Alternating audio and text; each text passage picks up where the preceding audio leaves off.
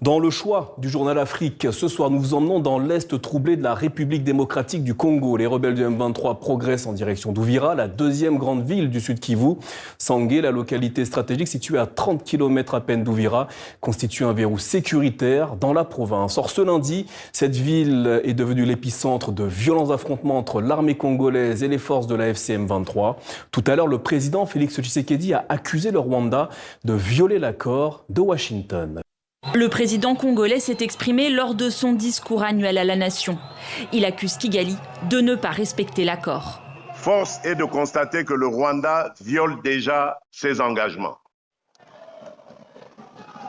Au lendemain même de la signature des unités des forces de défense du Rwanda, ont conduit et appuyé des attaques à l'arme lourde.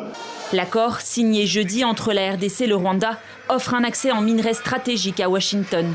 Mais Félix Tshisekedi se défend d'avoir conclu un mauvais deal.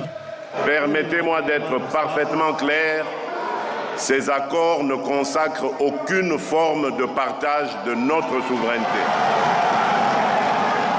Une souveraineté qui semble bien lointaine.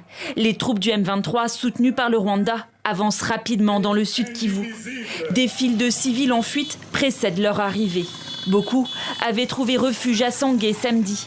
Mais ce lundi, des sources militaires font état de bombardements autour de cette ville, située à 30 km d'Ouvira. Ouvira, dernière grande agglomération de la région, encore sous contrôle de Kinshasa, que vise le groupe armé. La peur s'est emparée de cette cité, réputée pour l'effervescence de ses marchés. Nous entendons dire que la FC avance, mais nous ne savons pas exactement ce qu'il se passe, s'ils avancent réellement.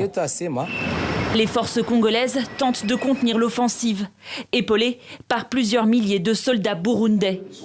Pour Bujumbura, la prise d'Ouvira constituerait une ligne rouge. Le Burundi ne va pas tolérer tout acte qui remettrait en cause la sécurité du Burundi.